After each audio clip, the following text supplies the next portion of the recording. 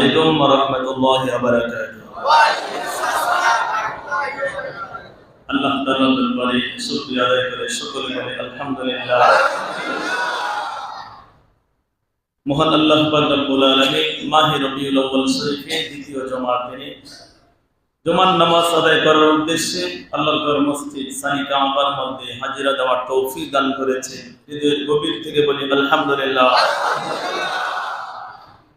এই মাস আমাদের জান এবং ঈমান নবী মুহাম্মদুর রাসূলুল্লাহ সাল্লাল্লাহু আলাইহি ওয়াসাল্লামের সৌভাগ্যমনের মাস। সকলে বলি আলহামদুলিল্লাহ।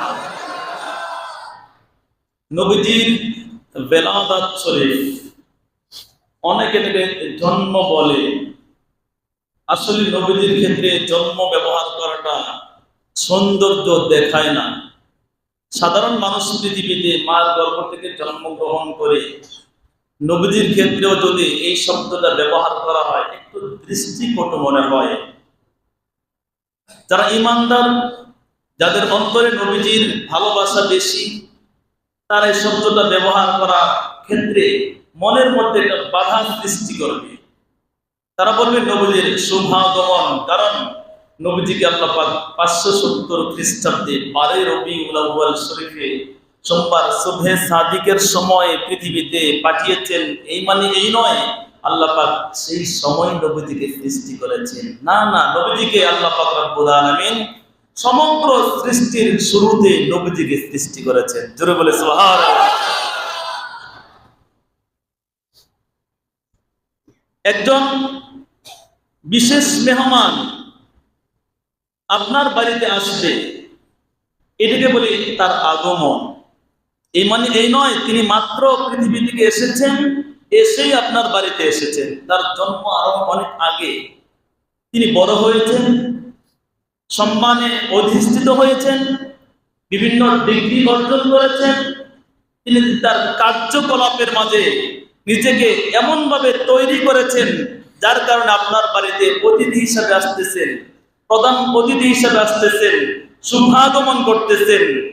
তার জন্ম অনেক আগে, কিন্তু তিনি তার যোগ্যতা অর্জন করার পরে আপনার বাড়িতে মেহমান হয়ে এসেছেন। এর মানে এই নয় তিনি সবেমাত্র পৃথিবীতে জন্মগ্রহণ করেছেন। ঠিক কিনা বলেন? তদ্রুপ আল্লাহ পাক রব্বুল আলামিন, আমি গত শুক্রবারে জুমার দিনে আলোচনা করেছিলাম আল্লাহ পাক কিভাবে নবীজির নূর মুবারক সৃষ্টি করেছেন। এরপরে নবীজি নিজের থেকে জিকির করেছেন। শুকরিয়া আদায় করতে গিয়ে আল্লাহ পাক শুকরিয়া আদায় করতে গিয়ে আবার দুরূদ শরীফ পড়েছেন, ফেরেশতা সৃষ্টি করেছেন। আল্লাহ নবীর শুকরিয়া আদায় করে দুরূদ শরীফ পড়েন, ফেরেশতারাও আল্লাহ পাকের অনুগত হয়ে নবীজির প্রতি শুকরিয়া আদায় করে দুরূদ শরীফ পড়েছে। সৃষ্টি মানে 570 খ্রিস্টাব্দ নয়, সকল সৃষ্টির শুরুতে আল্লাহ পাক নবীজিকে সৃষ্টি করেছেন। জোরে বলে মারহাবা। 570 খ্রিস্টাব্দে 12 রবিউল আউয়াল শরীফে পৃথিবীর মধ্যে আল্লাহ পাক ইজহার করেছেন, নবীজিকে পাঠিয়েছেন, নবীজিকে প্রকাশ করেছেন। কারণ এই সময়টা গোটা বিশ্ব জগৎ, পৃথিবীটা অন্ধকারে নিমজ্জিত ছিল। যখনই আমার শরীরের মধ্যে কোনো অসুস্থতা এসে উপনীত হয়, তখন আমি ডাক্তারের শরণাপন্ন হই, মেডিসিন সেবন করি যেন আমি সুস্থ হতে পারি। তদ্রুপ গোটা পৃথিবী যখন অন্ধকারাচ্ছন্ন হয়ে গিয়েছিল, আইয়ামে জাহিলিয়াতে অন্ধকারাচ্ছন্ন হয়ে গিয়েছিল, ওই সময় অন্ধকার থেকে দূরীভূত করার জন্য আল্লাহ পাক রব্বুল আলামিন নূরের ঝলককে পৃথিবীর মধ্যে ইজহার করেছেন, যেন ওই অন্ধকার দূরীভূত হয়ে নবীজির নূরে গোটা জগৎ নূরানি হয়ে যায়। জোরে বলে সুবহানাল্লাহ। সম্মানিত হাজিরিন, সেই নবীজির শুভাগমনের দিন 12 রবিউল আউয়াল শরীফ প্রতি বছর ঘুরে আসে। এই জন্য আমরা এই দিনটাকে বলে ঈদের দিন। ঈদ শব্দটি আউদুন থেকে, আউদুন শব্দের অর্থ হচ্ছে ফিরে আসা। তিনি 570 খ্রিস্টাব্দে এসেছেন। আমরা কেন 2024 সালে আমরা কেন এই বারী রবিউল আউয়াল শরীফ পালন করব, এটা ঈদ কেন পালন করব? আল্লাহর হাবিব সাল্লাল্লাহু আলাইহি ওয়াসাল্লাম মুহররমের মাসকে কেন্দ্র করে একটা আমরা হাদিস আপনাদের সামনে উপস্থাপন করি। ওই হাদিসের দিকে একটু গভীরভাবে লক্ষ্য করলে বোঝা যাবে আমরা কেন প্রতি বছর ঈদে মিলাদুন নবী সাল্লাল্লাহু আলাইহি ওয়াসাল্লামকে উদযাপন করতে ইচ্ছা পোষণ করি। নবীজি যখন মদিনাতুল মুনাওয়ারায় গেলেন, কোথা থেকে? মক্কা থেকে মদিনায় গেলেন। ইহুদি নাসারা কেউ কেউ ছিল। নবীজি দেখলেন ইহুদিরা রোজা পালন করতেছে 10 মুহররম। কত তারিখ? সবাই বলেন। নবীজি তাদেরকে প্রশ্ন করলেন, তোমরা 10 মুহররম রোজা রাখছো কেন? তারা ইহুদিরা জবাব দেয়, যখন আল্লাহর হাবিব সাল্লাল্লাহু আলাইহি সাল্লাম আগমন করেছেন, তার উপর কোরআন নাযিল হয়েছে, পূর্ববর্তী সকল আসমানি কিতাব মানসুখ হয়ে গিয়েছে, রহিত হয়ে গিয়েছে, এগুলোর প্রতি ঈমান রাখতে হবে, কিন্তু আমল করতে হবে কোরআনের উপর, ঠিক কি না? কিন্তু তারা কোরআনের উপর আমল করে নাই, এই জন্য তারা ইহুদি। তারা কি? ইহুদি। এই ইহুদিরা রোজা পালন করতেছে। নবীজি প্রশ্ন করলেন, তোমরা কেন রোজা রাখছো? ইহুদিরা জবাব দেয়, আমাদের নবী মুসা আলাইহিস সালাম এই দিনে ফেরাউনের কবল থেকে রক্ষা পেয়েছিলেন। জোরে বলি আলহামদুলিল্লাহ। এই জন্য আমরা এই দিনটাকে স্মরণ করে আমরা রোজা পালন করে শুকরিয়া আদায় করে। নবী সাল্লাল্লাহু আলাইহি সাল্লাম বললেন, এই মুসা আলাইহিস সালামের ক্ষেত্রে তোমাদের চেয়ে হকদার আমি নবী বেশি।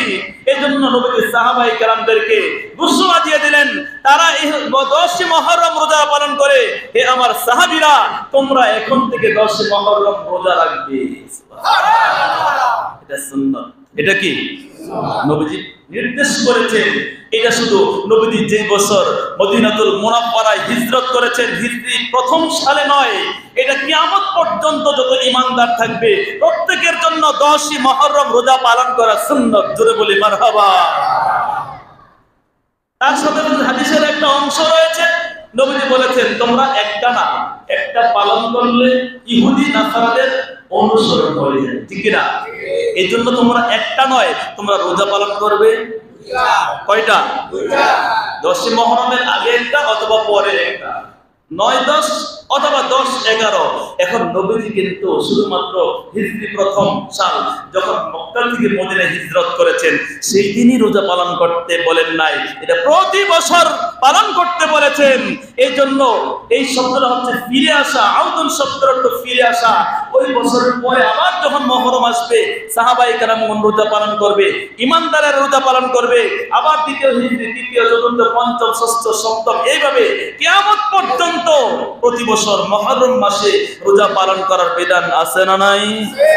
তদ্রুপ আল্লাহর সৃষ্টির প্রধান আকর্ষণ, যিনি পৃথিবীর মধ্যে বেলাদাত শরীফ হয়েছে, তার আগমনে খুশি হয়েছিল স্বয়ং আল্লাহ, তার আগমনে খুশি হয়েছিল ফেরেশতারা, যার আগমনে খুশি হয়েছিল সমুদ্রের পানি ঢেউগুলো, যে নবীর আগমনে ফেরেশতাকুল, পশু পাখি, তৃণলতা, গাছপালা, আকাশ বাতাস সবকিছু খুশি হয়েছিল।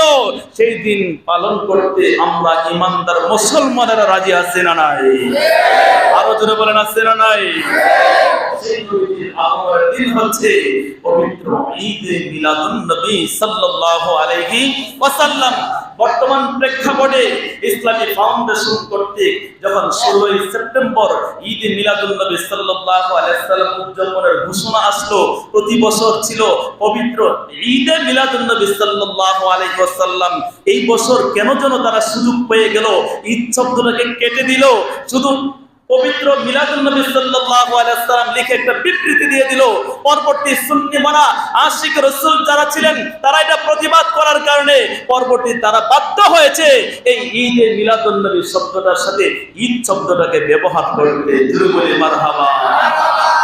ঈদ শব্দের অর্থ হচ্ছে খুশি, মিলাদ শব্দের অর্থ হচ্ছে জন্ম বৃত্তান্ত, নবী শব্দের অর্থ হচ্ছে নবী।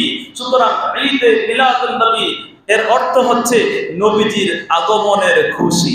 সুবহানাল্লাহ। আমরা নবীজির আগমনে খুশি কিনা? আরো জোরে বলেন, খুশি কিনা? আল্লাহ পাক বলেছেন, কুল বিফাদলিল্লাহি ওয়া বিরহমাতিহি ফাবিযালিকা ফালইফরাহু। যখন তোমরা আল্লাহর পক্ষ থেকে কোনো ফজল পাও, কোনো অনুগ্রহ পাও, কোনো রহমত পাও, কোনো দয়া পাও, তখন তোমরা খুশি উদযাপন করো। জোরে বলি মারহাবা। নবীজি এসেছেন, এটা আমাদের জন্য রহমত কিনা?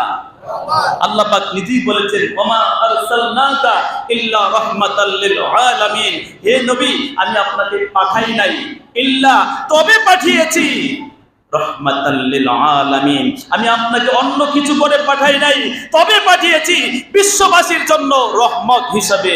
জোরে বলি মারহাবা। আল্লাহর রহমত পাওয়ার পরে খুশি উদযাপন করার জন্য বলেছে। নবীজি আমাদের জন্য রহমত, এটা কোরআন দ্বারা স্বীকৃত। আরো যদি আমরা লক্ষ্য করি, নবীজি আমাদের জন্য কিভাবে রহমত। একটা শিশু পৃথিবীতে আসার পরে, মায়ের গর্ভ থেকে আসার পরে পৃথিবীর ওয়েদারটা, পৃথিবীর পরিবেশটা তার সাথে অ্যাডজাস্ট হতে তার একটু কষ্ট হয়, এই জন্য শিশু বাচ্চাটা কান্না করে। কিন্তু আল্লাহর হাবিব সাল্লাল্লাহু আলাইহি ওয়াসাল্লাম এই ধরাধামের মধ্যে আসার পরে তিনি কান্না করেন নাই, সিজদার মধ্যে গিয়ে কাঁদতে শুরু করলেন, রব্বি হাবলি উম্মতি। জোরে বলে সুবহানাল্লাহ। রব্বি, হে আমার প্রভু, হাবলি উম্মতি, আমার উম্মতকে তুমি নাজাত দাও। জোরে বলি মারহাবা। আল্লাহর হাবিব সাল্লাল্লাহু আলাইহি ওয়াসাল্লাম পৃথিবীতে আসলেন, একটা সিস্টেম, কুল্লু নাফসিন যায়িকাতুল মাউত, প্রত্যেকটা প্রাণীকে মৃত্যুর স্বাদ গ্রহণ করতে হবে। নবীজি যেহেতু সৃষ্টি মৃত্যুর স্বাদ গ্রহণ করবে, এটা একটা সিস্টেম মাত্র। এই জন্য নবীজি পৃথিবী থেকে পর্দা করেছেন। সুবহানাল্লাহ বলে পর্দা করেছেন, কিন্তু আমাদের মতো মৃত্যু নয়। আমরা ইন্তেকাল করলে আমাদের লাশকে গোসল করিয়ে সামনে রেখে ইমাম সাহেব দাঁড়ায়, পিছনে মুসল্লি দাঁড়ায়, চার তাকবীরের সাথে জানাজার নামাজ হয়। এই জানাজার নামাজটা ফরজে কিফায়া। আল্লাহু আকবার বলে। একটা মুসলমানের জীবনে 130টা ফরজ রয়েছে, এর মধ্যে এইটা একটা ফরজ। এই জানাজার নামাজের ভিতরে আরো 2টা ফরজ রয়েছে, তাকবীরগুলো বলা, আর একটা হচ্ছে দাঁড়িয়ে নামাজ পড়া। এখন নবীজি জানাজার নামাজ তো আমাদের মতো হয় নাই, তাহলে কিভাবে আমার মতো আপনার মতো মনে করেন? নবী সাল্লাল্লাহু আলাইহি ওয়াসাল্লাম আমার মতো আপনার মতো আল্লাহর সৃষ্টি জগতের কারোর মতো নয়। জোরে বলে সুবহানাল্লাহ। আল্লাহর হাবিব সাল্লাল্লাহু আলাইহি ওয়াসাল্লাম শুধুমাত্র পর্দা করেছেন, পর্দা করার পরে এখন ঘুমিয়ে আছেন মদিনাতুল মুনাওয়ারায়, সবুজ গম্বুজের নিচে। কি আকর্ষণ! পৃথিবীর বহু দূর দূরান্ত থেকে আশিক রাসূল নবীজির প্রেমে মোহাব্বতের সাথে একমাত্র সালাম চালানোর জন্য নবীজির কদম মোবারকে হাজিরা দেয়। আল্লাহর হাবিব সাল্লাল্লাহু আলাইহি ওয়াসাল্লামকে আল্লাহ পাক অফার করেছিলেন, ইয়া রাসূলুল্লাহ, ইয়া হাবিবাল্লাহ, নবী গো, আপনি ইচ্ছা করলে আমার আরশে আজিমের মধ্যে ওফাত শরীফের পরে থাকতে পারেন। কোথায়? আরশে আজিমের মধ্যে। আল্লাহর হাবিব সাল্লাল্লাহু আলাইহি ওয়াসাল্লাম বললেন, ইয়া আল্লাহ, তুমি আমাকে ভালোবাসো, আমি নবীও তুমি আল্লাহকে ভালোবাসি। সুবহানাল্লাহ। আমার চেয়ে তোমার সৃষ্টি জগতের মধ্যে তোমাকে কেউ বেশি ভালোবাসতে পারবে না। ইয়া আল্লাহ, তুমি যখন আমার নূর মুবারক সৃষ্টি করেছো, আমাকে অর্ডার করো নাই তোমার শুকরিয়া আদায় করার জন্য। আমি শুকরিয়া আদায় করে তোমার অর্ডার ছাড়াই তোমার জিকির করতে শুরু করেছিলাম। ইয়া আল্লাহ, আমার চেয়ে তোমাকে বেশি কেউ ভালোবাসতে পারবে না। ইয়া আল্লাহ, তুমি যদি আমাকে অর্ডার করেছো, অফার করেছো তোমার আরশে আজিমের পাশে থাকার জন্য, আমি যদি তোমার আরশে আজিমের পাশে থাকি আমার ওফাত শরীফের পরে, তাহলে আমার উম্মতের কি হবে? ইয়া আল্লাহ, তুমি আমাকে সম্মান করে তোমার আরশে আজিমের পাশে থাকার জন্য অনুরোধ করেছো। ইয়া আল্লাহ, তোমার অর্ডারকে, তোমার অনুরোধকে আমি সম্মান করে, কিন্তু আমার মনের ইচ্ছা আমি আমার উম্মতের পাশেই থাকবো। এজন্য আল্লাহর হাবিব সাল্লাল্লাহু আলাইহি ওয়াসাল্লাম তিনি যে রহমত, কত বড় রহমত! আমরা যদি সুযোগ পাই, হুজুর চলেন যাই, ফ্রি টিকেট, আপনাকে 3টা দেশে সফর করানো হবে। আমি চিন্তা করব আমার মুসল্লি আসর যার পিছে পড়ুক, মাগরিব যার পিছে পড়ুক না কেন, জুমার নামাজ যার পিছে পড়ুক না কেন, আমি সুযোগটা ছাড়তে চাই না। ঠিক কি না? কিন্তু আল্লাহর হাবিব সাল্লাল্লাহু আলাইহি ওয়াসাল্লাম এত বড় অফার তিনি গ্রহণ করে নাই শুধুমাত্র উম্মতের মায়ায়। তিনি রওজা শরীফের মধ্যে উম্মতের মায়ায় এখনো শুয়েছেন। শুয়ে শুয়ে পৃথিবীর উম্মতেরা কে কোন হালাতে আছে, কার কি অবস্থা, সবকিছু প্রত্যক্ষ করতেছেন। উম্মত যেন গুনাহ করে করে আল্লাহর হাবিব সাল্লাল্লাহু আলাইহি ওয়াসাল্লাম রওজার সামনে গিয়া তাদের গুনাহগুলো আল্লাহর দরবারে ক্ষমা চাইবে। নবীজি সুপারিশ করবে আল্লাহ যেন উম্মতের গুনাহগুলো ক্ষমা করে দেন। এই সিস্টেমটার জন্য নবীজি আরশে আজিমে না গিয়ে মদিনাতুল মুনাওয়ারায় শুয়ে আছে। আল্লাহর হাবিব সাল্লাল্লাহু আলাইহি ওয়াসাল্লাম এই ঈদে মিলাদুন নবী সাল্লাল্লাহু আলাইহি ওয়াসাল্লাম নিজেই পালন করেছেন। আল্লাহু আকবার।